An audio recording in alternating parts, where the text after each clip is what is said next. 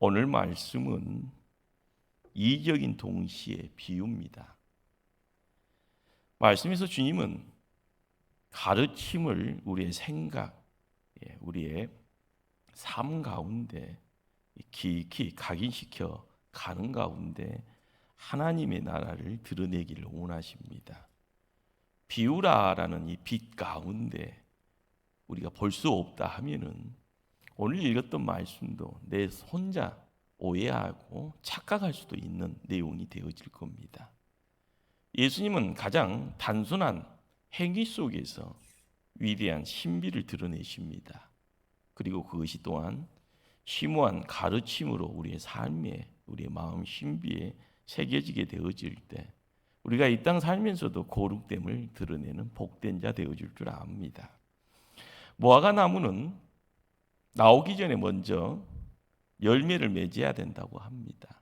잎이 많이 타라는 것은요, 이제 무화과가 익어가는 중임을 뜻할 겁니다.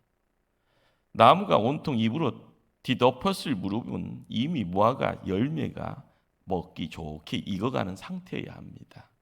그러나 말씀 가운데 등장하는 무화과 나무가 어떻게 보면 열매가 익은 철이 아니다라는 겁니다. 그런데도 특별히 이 무화과 나무는 이미 잎사귀가 무성하게 나 있는 겁니다. 어떻게 보면 특별한 겁니다. 바로 그 점에서 다른 무화과 나무보다는 눈에 띄어 주목을 받는 것 당연할 겁니다. 하지만 그것은 어떻게 보면은요, 평범한 중에 탁월함을 이야기하는 것이 아니라 어떤 본질의 이탈을 이야기하는 것이고 참된 성장이 가져올 건강함의 어떤 결과가 아니다라는 것을 우리가 짐작하게 되어지는 겁니다. 이런 이탈, 우리의 주변에서 많이 볼 수 있습니다. 어떤 사람, 남들보다 생각도 행동도 앞서갑니다. 겉으로 탁월한 사람처럼 보이고 그의 열정이 대단하게 무수한 사람들이 뒤를 쫓습니다. 이러한 어떤 부류의 사람들, 잎사귀가 온통 뒤덮은 무화과처럼 보여질 수도 있다 생각이 되어집니다. 그러나 그들의 어떤 성장의 일반적인 법칙이 결과물로 나타났을 때 더 큰 어떤 내용으로 비추지 않게 되어진다 하면은요, 거기에는요 우리가 생각하는 평범한 것보다 더 못한 낭떠러지에서 추락하는 그런 내용들이 거기 있을 겁니다. 우리가 무화과 열매가 먼저 열리고 그 다음에 잎이 나는 것, 이것이 자연의 무화과 나무를 통해서 드러나는 자연의 법칙입니다. 성도의 믿음도 마찬가지입니다. 집 안에서의 거룩됨의 모습들, 그리고 일을 한다 해서 밖에서의 어떤 경건함의 어떤 내용들을 통하여서 남이 인정하고 남의 눈을 통하여서 하나님 살아있는 것을 경험하게 되어질 때 바로 그 자리를 통하여 참을 이야기하고 하나님 나라를 이야기할 수 있는 겁니다. 믿음을 고백하기 위해서 앞으로 나가는 그러한 성도들, 하루 시간을 통해서 하루를 통하여 일주일을 준비하게 하시고 일주일을 통하여서 한 달을 또한 준비케 하시는 그 하나님, 어떻게 보면 사람의 발걸음을 통하여서 드러내는 건강한 모습들, 정상적인 어떤 삶의 모습들이라는 것은요, 티끌이 모아져 태산이 되어지는 겁니다.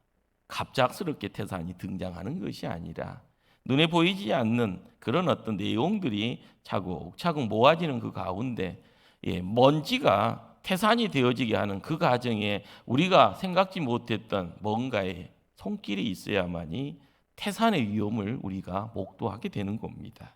그러기에 빛을 받고 난 다음에 빛을 발하는 겁니다. 우리가 믿음의 사람이라 이야기하면서 우리에게 소금이다, 빛이다라는 어떤 상징적인 요청을 우리에게 끊임없이 합니다. 왜 그렇습니까? 하나님을 믿기 때문에 그런 요청이 있는 것이고요.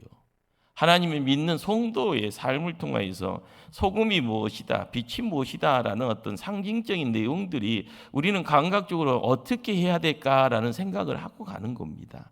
그러는 가운데 누군가가 빛입니다, 소금입니다라는 이야기를 통하여서 내가 빛의 자리에 있구나, 소금의 어떤 역할을 감당하는구나, 그런 어떤 내용들을 드러내게 되는 것이죠.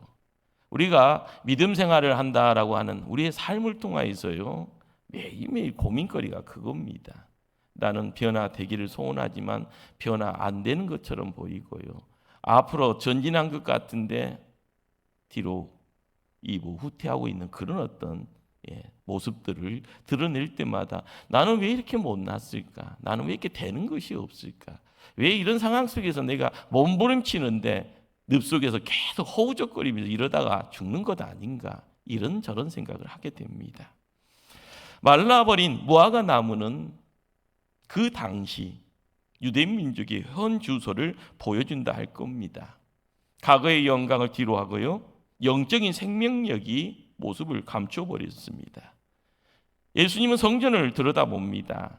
기도하는 집이 강도의 소굴로 변해 있는 것을 보게 됩니다.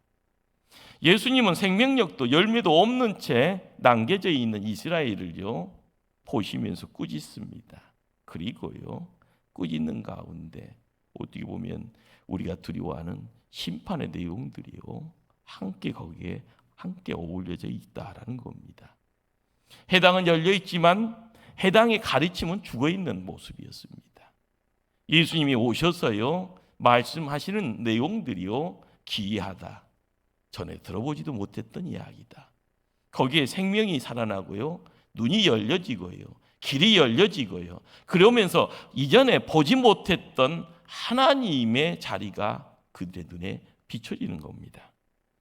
이스라엘은 그 시대에 아무런 영향력을 상실해버리고 있었습니다. 수백 년 동안 말라버린 나무가 되어버려 있었기에 예수님이 오셨을 때는 오직 고백만 드러내고 아무것도 없는 그런 모습입니다. 어떻게 보면 이미 뿌리에서부터 말라가고 있었던 겁니다. 그러기에 로마의 군인들이 쳐들어옵니다. 군대라는 도끼를 들었을 때 열매 없는 나무의 줄기는요 깨끗이 잘라나가는 그런 모습.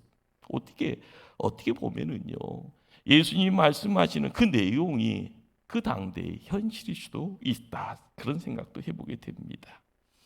열방의 모든 나라들이요 끊임없이 나 살아있어라고 외칩니다. 그렇지만 살아있는 그 모든 모습 속에서 드러내는 내용들이 뭘까요?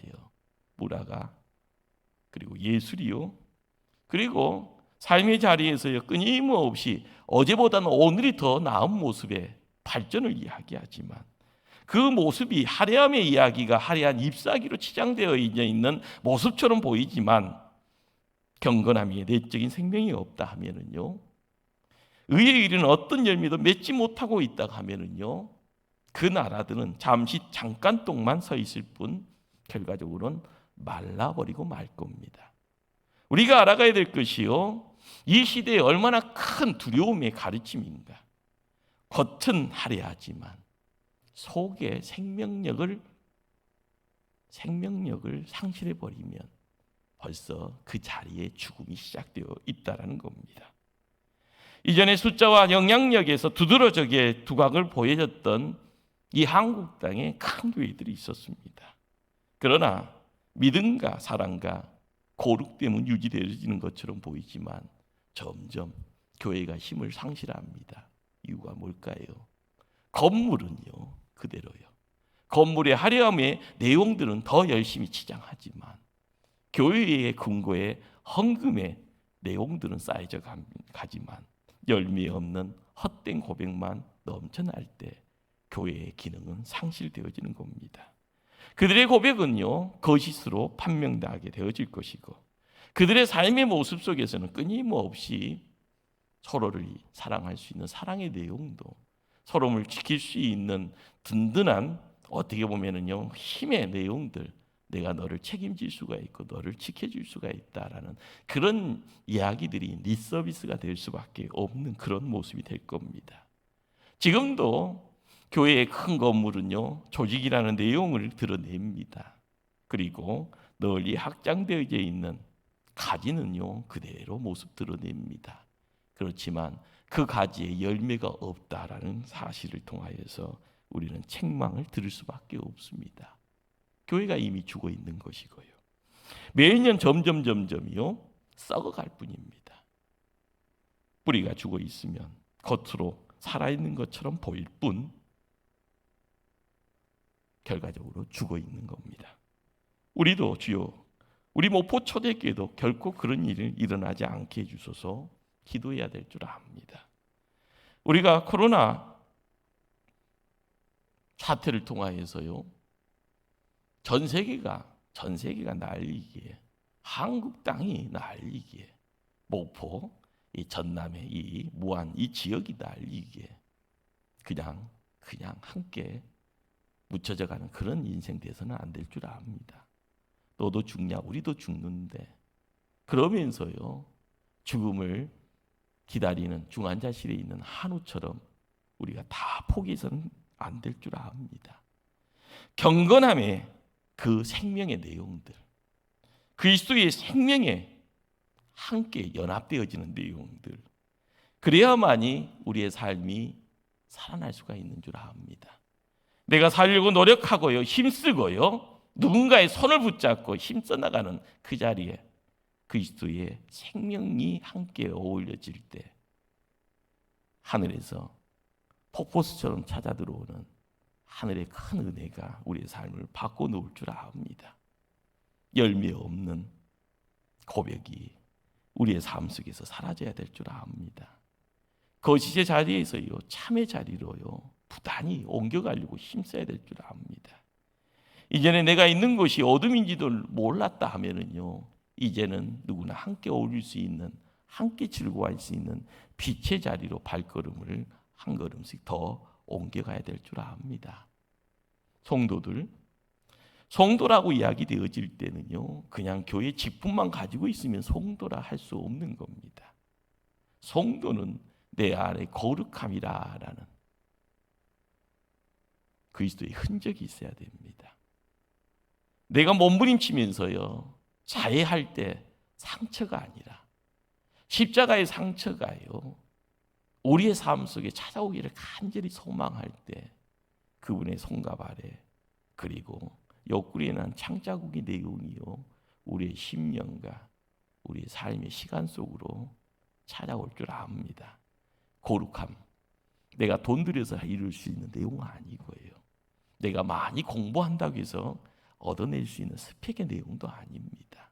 내가 누구를 생각하고요 내가 전심으로 그분의 뒤를 쫓기를 소원하고요 나의 마음이 열리고 나의 영안이 열리기를 소원할 때 그분이 만져주심의 내용이 내 안에서 거룩이라는 단어를 가지고 자리 잡게 되어집니다. 우리가 어디 가서요 나 이런 사람이라고 이야기를 할 때요 제일 먼저 주민등록증 까본다고 하지 않습니까? 그리고 이력서 드러내서요 나 이런 사람이요 라고 이야기하고요 명함을 주면서요 나 이런 사람이요 자기 주장을 합니다. 그러나 하나님의 사람으로서요 믿지 않는 사람들에게 나의 정당성을 드러낼 수 있는 내용은요 인간의 노력으로 해서 만들어내는 것이 아니라 하나님의 사랑이 그리스도의 그 사랑이 내 안에 자리 잡게 되어지면 말을 안 해도 울림이 있는 겁니다. 누군가를요 붙잡아 갈 수 있고요 누군가가 허물어지는 그 자리에 버팀목이 되어져 그 사람을 지켜갈 수가 있고요 한 가정이 한 기관이 한 교회가 한 나라가 지탱되어지는 그 자리에 사람은 할 수 없지만 하나님은 하시는데 라는 간절함의 그 예침 그 기도가 있을 때 하나님 역사하신다라는 사실입니다. 성도가 성도라고 고백을 하면서 성도다운 삶을 살지 않는다 하면은요 단지 거짓의 고백밖에 되지 않습니다. 그런 고백은 하나님과 사람 앞에서 가증스러운 것입니다. 진리를 거스르는 것이고요 어떻게 보면 본인에게는 불명예스러운 내용이 되어지고 그것은요 말라 비틀어지는 저주가 무엇인가라는 것을 본인의 몸을 통하여서 강구하게 되어질 수밖에 없는 겁니다. 우리 주변에 열매 없는 고백을요 찬양도스럽게 이야기하는 분들이 있습니다. 심지어는 내가 남에게 속이기도 하고요. 내가 남을 속이기도 합니다. 나는 그런 일 없다라고요. 그러나요, 홍 목사도 그렇게 하고 있는 그런 경우가 많습니다. 조심해야 합니다. 그런 사람이요, 너무 비일비재하게 매일매일 삶 속에서 그런 모습을 드러내면 사람들 손가락질합니다. 위선자라고 해요. 여러분들, 갓난아기도요, 부모가 가르쳐주지 않아도 피가 끓이면요, 부모를 쳐다보면서 엄마, 엄마, 아빠, 아빠 하고요, 품에 안깁니다. 그러나 부모가요, 자식을요, 미워하면은요, 아무리 피가 땡긴다도요, 멀리합니다. 무서워합니다. 우리가 알아가야 될 것은요, 하나님은요, 영적인 존재로 사람을 만들어 놓았기에요. 좋고 싫음에 대한 이야기는요, 자연스럽게 이루어집니다. 뭔가에 대해서 기뻐하고 뭔가에 대해서 두려워하는 것 자연스럽게 울려지는 내용입니다. 내 마음이 가고 내 몸이 가고요. 함께하는 시간이요, 즐거워서요, 함께 계속 있고픈 마음에 대한 마음의 표현들을요, 말로 하고 몸으로 합니다. 우리가 누군가에게 유전자라고 손가락질 받는 때는요, 내가 시켜서 하는 것이 아니라 보여지고 느껴지고 깨달아지기 때문에 자연스럽게 위선자라고 하는 겁니다. 지금은 손해처럼 보이지만은요, 시간 지나고 나서는요, 저 사람은 나를 속이지 않았는데, 저 사람은 나에게 뭔가를 줬는데, 저 사람은 자기 것 다 내어놓으면서 나에게 뭔가의 사랑의 흔적들을 이야기해 줬는데, 그것은 자연스럽게 느끼는 겁니다. 가르쳐서요, 반복적으로 한다고 해서요, 앵무새같이 고백하는 것이 아니라 자연스럽게 하는 겁니다. 하나님을 하나님이라고 이야기할 수 있는 거 모를 때는요, 누구예요? 라고 물어보잖아요. 그러나 시간 지나고 나서요, 그분이 하나님이다, 그분에게 예배드리는 것이 당연하다 하면 당연스럽게 내 자신을 거기다 드리지는 거, 내 몸을요, 내 무릎을요, 내 입술을 주님께 맡겨가는 거 자연스러운 겁니다. 하나님은 그렇게 만들어 놓았으니까요. 열매를 생략하고요, 즉시 무성한 입의 단계로 나아갈 수는 없습니다. 그럴 수 있다가 하면은요, 그건 다 사기치는 거고요. 그런 일이 가능하다가 하면은 그것은 하나님의 이적입니다. 하나님의 손길이 거기 있는 겁니다. 누군가 이런 이야기 할 수 있을 겁니다. 보이지 않는 땅 속의 시간과 투자, 땀을 투자하는 거 어리석은 일이다. 기초는 눈에 보이지 않으니 나는 시간을 절약하려고 기초 무시하고 순식간에 집을 지을 수 있어. 그렇게 집을 지어지면은요, 그 집은 금방 무너질 겁니다. 그리고 그 집 때문에 누군가가 죽게 되는 경우가 생깁니다. 이것을요, 우리는 재앙이라고 합니다. 일이 일어나기 전에 먼저 무화과 열매를 맺어야 한다. 우리가 알아야 됩니다. 열매의 내용을 통하여서요, 그 다음에요, 무성함의 잎사귀가 드러나는 이 무화과 나무. 예수님이요, 그것을요, 가르칩니다. 그것을 보게 하고요, 그리고 거기서 깨달으라고 이야기합니다. 뭔가의 입술로 고백하기 전에요, 기쁨을 이야기하기 전에요, 내가 먼저 행동하는 것, 어떻게 보면 순리죠. 세례를 받기 전에요, 먼저 입술로 믿습니다라는 고백이 있어지는 것, 그것도 순리입니다. 교회 안에 성도들이 함께 연합하는 것, 먼저 예수 그리스도와 연합해야만이 한 마음이 되어지는 것, 당연한 겁니다. 본질의 자연스러운 가정 건너뛸 수 없습니다. 건너뛰다 보면 가정이 찢어진다는 말을 하지 않습니까? 하나님의 은혜의 가정 생략할 수 없습니다. 열매는 없고 잎만 무성한 나무 되어질 때 결론은 뿌리부터 말라지는 저주가 거기 있는 겁니다. 오늘 말씀은요, 이 시대를 살아가는 우리에게 적용되어야 할 말씀입니다. 열매조차 없는 믿음 위에 우리가 지금까지 쌓아왔음이 드러난다면 어떻게 되는가? 만일 우리 안에 사랑의 생명이 전혀 없는데 우리의 입술만 소리 나는 구리와 울리는 꽹과리라 하면 어떻게 되겠는가? 말만 있고 행함이 없으면 어떻게 되는가? 우리에게 거룩함이 없다면 어떻게 되는가? 그렇다면 우리는요, 이 시대를 살아가면서 예수님을 결코 볼 수 없을 겁니다. 우리에게 지금 살아계신 하나님, 살아계신 주님 만날 수 없다 하면 그것이 저주입니다. 살아있는 것처럼요. 남들과 똑같이요. 좋은 차, 큰 집에 살고 있고요. 남들이 누리는 모든 즐거움의 자리를 우리가 다 즐긴다 할지언정 살아계신 하나님이 우리와 만남을 이루어지지 않는다면 우리는 그 자체가 저주라라는 겁니다. 바라는 것들의 실상이 보이지 않는 것들의 증거, 바로 이것을 믿음이라 이야기하는데 믿음을 포기한다라는 것이 뭘까요?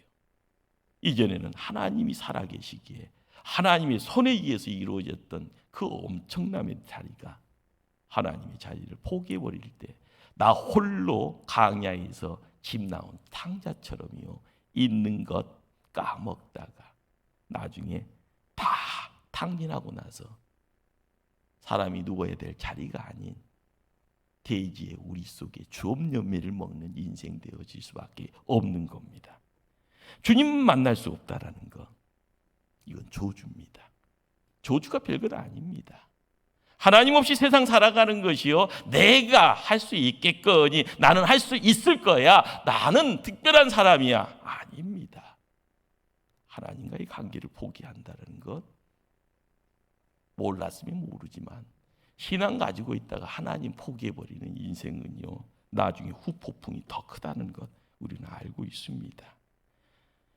히브리 11장에 등장하는 믿음의 선진들, 그들의 삶의 모습은 어떠합니까?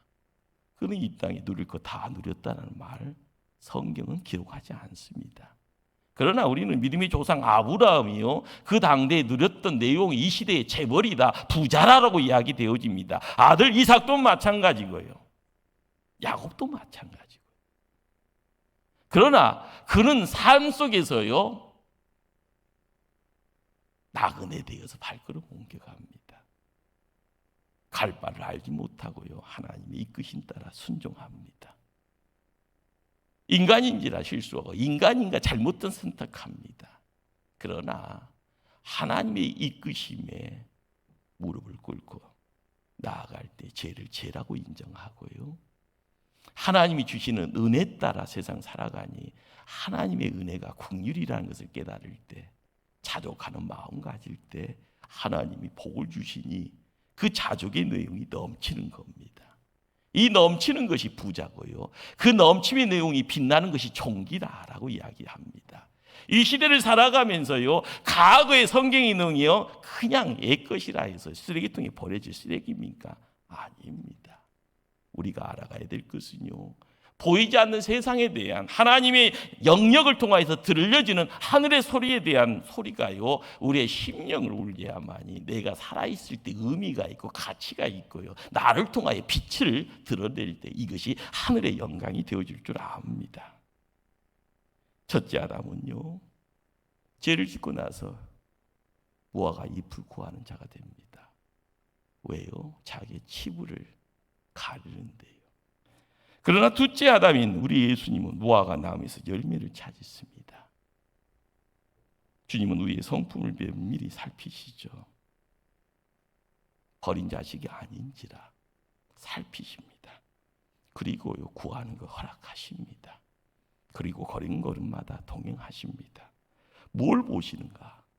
진정한 믿음, 참된 사랑, 살아있는 소망, 성령의 열매인 기쁨이 있는지를 보십니다. 더 많은 거 보시겠죠. 세상 살아가면서 인내심, 자기 부인, 기도의 열정, 하나님과 동행하는 모습, 성령의 내주하심이 있는지를 또한 살피십니다. 주님이 이 모든 모습들을요 찾지 못하신다 하면은요 주님은 실패하실 것입니다. 송도라 이야기의 교회에 빠지지 않는 것, 기도의 모임에 참석하는 것, 예배 자리에 성찬에 열심으로 참여하는 것, 설교 듣고 은혜 받았다 이야기하고 성경 통독하면서 1독했습니다, 2독했습니다, 10독했습니다. 이 모든 것 우리 예수님 결코 만족하지 않을 겁니다. 뭐가 없다고 하면은요 내 안에 거룩됨의 내용이 없다 하면은요, 그것은 단지요 잎사귀에 불과하기 때문에 그렇습니다. 열매의 내용이 뭔가, 잎사귀의 내용이 뭔가. 열매라는 것은요 하나님과의 관계를 통하여서 이루어질 수 있는, 우리는 그걸 능력이라고 이야기를 합니다. 능력이 있어야만 힘이 있어지고요, 능력이 있어야 어려움을 감당하고 고난 속에서 이겨낼 수 있는 그러한 어떤 몸부림을 할 수 있는 거고요. 그러는 가운데 협력하는 성도들과 함께 어울려가는 교회가 복의 자림을 느낄 때 그곳이 하나님의 나라가 될 줄 압니다. 무화과 나무에 가까이 오신 주님, 잎사귀를 원하지 않습니다. 시장하신 주님에게 배고픔의 내용들을 채우기 위해서 한두 개라도 무화과 열매를 먹기를 원하셨습니다. 그 주님이 우리에게도요 열매 얻어가기를 원하십니다. 우리의 거룩함에 우리 주님은 줄려 계시고 계십니다. 주님의 기쁨이 우리 안에 있기를요, 우리의 기쁨이 충만하기를요, 우리 예수님 원하십니다. 예수님 우리 안에서요 주님에 대한 사랑, 그리고 교회 성도들에 대한 사랑, 하나님의 말씀에 대한 강한 믿음, 그리고 세상을 바라보면서 그 믿음 가지고 믿음의 싸움을 하는 것을 보기를 원하십니다. 기도 속에 끈질긴 예침을 드리는 자, 우리의 모든 삶의 가정에서 항상 깨어 기도하는 그러한 모습들, 그러한 모습 보기를 원합니다. 세상의 법이 아니라 하나님의 법, 그 하나님의 법을 붙잡고 성령님의 인도하신 따라 행함의 내용들, 그걸 보기 원하십니다. 우리 예수님 무엇을 위해서 십자가에 죽으셨는가? 우리는 성경을 통해서 알고 있습니다. 바로 예수님의 제자 되어지고 하나님의 백성으로 세상 살아가면서 거룩이라는 단어를 지키기를 원할 때마다 우리는 십자가에서 모든 것을 내어놓으신 그 주님의 뒤를 쫓는 자가 됩니다. 예수님은 십자가를 통하여서요 십자가의 죽음의 내용을 우리에게 전하실 때 그냥 십자가의 죽음, 무덤에서 3일 만에 부활, 이거 단지 이 단어, 이 문장만을요 머릿속에 암기하기를 원하시는 것 아닙니다. 중요한 것은요 하나님의 백성의 거룩됨의 내용이 어디서 허락이 되어지는가? 십자가가 나의 삶 속에 찾아와야 되는 거고요. 십자가에서요 괴로움의 내용 속에서 몸부림쳤던 그 예수님의 그 고뇌의 내용들이 우리의 삶 속에 찾아와야 되고요. 손과 발에 못에 찔림에 고통과 몸 안에 있는 피가 몸 밖으로 땅으로 쏟아질 때에 그 고통의 내용까지 우리가 느끼기를 원할 때 우리의 삶 속에 거룩이 허락이 되어질 줄 압니다. 하나님이 주시는 겁니다. 하나님이 주시는 그 내용을요 단지 우리는 그것을 거룩이라는, 그 거룩이라는 것을 지키려고 할 때 나를 지키고 내 가정을 지키고 내 시간을 지키고요 내가 바라보기를 원하는 천국을 지킬 수가 있는 겁니다. 이 모든 것을 통하여 우리를 값주고 사셨다라고 이야기를 합니다. 그 값의 자리에 예수님의 생명이 함께하게 해요. 우리가 주님을 영광스럽게 하지 못한다 하면은요 우리가 이 시대에 열매를 맺지 못하는 존재가 된다 하면은요 우리는 주님에게서 그분의 보상을 훔쳐가는 도둑이 되어지는 겁니다. 나는 누구에게 피해도 안 줬다고 이야기하고요 나는 죄진 것도 없이 세상에 깨끗하게 살았다고 이야기하는 모범생이라 할지언정요 우리는 그 사랑의 주님, 그분에게서 우리가 드러내야 될 내용들을요 우리가 스스로 포기하게 되어질 때 하나님 편에서 하나님의 영광을 우리가 빼앗는 자가 되어진다라는 사실입니다. 주님 앞에 나와 믿음으로 고백하지만 그 고백의 열매가 없으면 그 종말은 심히 끔찍하고 두렵기만 합니다. 우리의 삶을 면밀히 살피시는 주님, 마지막 때에 백보자의 심판을 이야기를 합니다. 단지 잎사귀만 발견되어지고요, 열매가 없다 하면은요, 우리가 이 땅에서 힘들어 땀 흘려가면서 했던 모든 것들이 나는 열매라고 생각하지만 그 열매라는 그 외침이 주님 편에서는 거짓이라고 판명될 수밖에 없습니다. 우리가 교회를 지켜나가면서요, 교회 일을 합니다. 그러나 그 일을 하면서 하나님에 대한 경외심이 전혀 없이 그냥 일만 열심히 한다 하면 그것도 가짜입니다.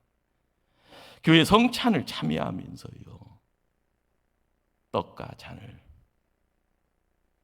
그 자리를요, 그냥 떡과 잔만 내 몸에 모셔드린다 할 때 주님의 몸을 느끼지 못한다 하면 그것도 거짓이 되어집니다. 입술로는 은혜를 말하면서요, 성경의 말씀에 대한 진실성을 확실하지 못하고 천국이 있을까, 지옥은 없으면 좋을 텐데, 내가 헌신하고 봉사할 때 내 믿음 통하여서 자녀들의 인생이 복받는다라는 확신이 없다면 우리는 가짜입니다. 자신이 죄를 짓고 다른 사람에게 민폐 끼치고 피해 주지만 그 모든 내용이 내가 타락함으로써 내가 정신줄 잡지 못하고 말씀에다가 닻을 내리지 못하기에 매일매일 추락하고 있다는 것을요, 영적으로 민감하게 느끼지 못한다면 우리는 가짜입니다. 하나님의 소명, 하나님이 나를 불렀다는데, 십자가의 보혈의 능력이 나의 현실의 삶을 지켜준다는데, 우리의 걸음걸음마다 성령님께서 동행하시면서 소망을 통하여 천국이 이 땅에 이루어지기를 힘써가는다는데, 이거를 느끼지 못한다 하면 우리는 그냥 다람쥐 쳇바퀴 돌듯이 교회만 왔다 갔다 하는 인생 되어지니 이것도 거짓이라 이야기할 겁니다. 주님이 오셨습니다. 내게서 무성한 잎사귀만 발견되어집니다. 열매가 없습니다. 우리는 거짓말장이라 그렇게 판명될 수밖에 없습니다. 거룩함이 없는 모든 것, 어떻게 보면 썩은 밑동이 썩어 있는 그런 나무라 할 겁니다. 여러분과 내가 살아있다는 이름은 갖고 있으나 주님 보시기에는 실제로 이미 죽은 자와 같다 한다면요, 이것도 끔찍한 일 아닙니까? 우리가 은혜 없이 떨어져 나가서 조지의 자리에 내팽개침을 당할 것인가, 열매를 맺고자 힘써가면서 이 시간 주님 오시옵소서, 주님 나를 붙잡아 주시옵소서, 주님 나에게 말씀 주실 때마다 내가 여기 있나이다 순종하고 헌신을 결단할 수 있을 때 우리의 삶은 새로워질 줄 압니다. 예수님이 송고를 내리시자 나무가 변화가 일어납니다. 어떤 변화가 일어납니까? 즉시 마르기 시작하더라. 나무 전체에 퍼져가는 죽음의 광경, 마가복음에서는 그 다음 날 제자들이 그 길을 지나갔더니 나무가 뿌리에서부터 말라 버린 것을 발견했다고 이야기를 합니다. 너무나 끔찍하고 두려움의 자리입니다. 만일 내 안에요, 하나님의 은혜가 없다면 녹음이 우거진 채로 서 있는 그 자체가 죽음 그 자체가 되는 겁니다. 남들은 모르지요. 뿌리부터 말라가고 있다라는 것. 시간이 지나면은요, 잎사귀가요 낙엽지듯이 다 떨어지고, 나중에는요 바람 불면 밑둥이 썩어져 가면은요 그냥 아무리 하늘천장 넣기 치닫고 있는 큰 나무라 할지언정 허물어질 수밖에 없습니다. 우리가 믿음의 삶을 지킬 때마다 영적 교만의 자리를 두려워해야 됩니다. 우리는 본성적으로요, 어떻게 보면 심령의 항폐함을 끊임없이 민감하게 느껴야 됩니다. 우리 자신에 대해서 만족하고 있다 하면 그 위험한 겁니다. 나는 거룩하고 나는 완전하다 느끼고 있다 하면은요, 그것은 교만의 절벽, 그 가장자리에 서 있는 겁니다. 누가 그런 말을 할 수 있을까요? 나는 거룩하다. 나는 완전하다. 낭떠러리 끝에서 누가 뒤에서 밀기만 하면 추락할 수밖에 없습니다. 우리는 거룩함을 열망해야 됩니다. 이 시대를 살아가면서요. 코로나가 아무리 우리를요 에워싼다 할지언정 거룩함을 덧입기를 소원하셔야 됩니다. 하나님, 나를 불쌍히 여겨주소서. 하나님, 사방에 에워싸움을 당하여 내 갈 길이 상실되어져 있는 그런 상황입니다. 하나님, 길을 열어주소서. 하나님, 내 삶의 자리에 내가 할 수 있는 것은 없다 하지만 할 수 없는 그 자리에 최소한의 기도의 자리는 지키게 하시고, 내가 깨어 기도하는 그 자리를 통하여 이제는 날개 피는 그 시간, 코로나 이후의 시간에 활짝 날개 피며 창공을 웅비할 수 있는 그런 어떤 하나님의 일꾼으로 나를 만들어 주소서. 기도해야 될 줄 압니다. 지금은 마른 막대기 같은 나라 할지언정 하나님의 능력이 임하면은요 움터지고 꽃 피어지고 열매 맺는 아론의 쌍난, 살구나무의 쌍난 그런 지팡이가 되어질 수 있습니다. 하나님의 능력이 임해야 합니다. 마른 막대기를 통하여 풍성함의 열매를 맺어져 갈 수 있는 그러한 믿음의 일꾼들, 이 시대를 살아가며 이 목포 초대교회를 지켜가는 나와 우리 모든 성도님들 되어지기를요 하나님께 기도해야 될 줄 압니다. 기도하시겠습니다.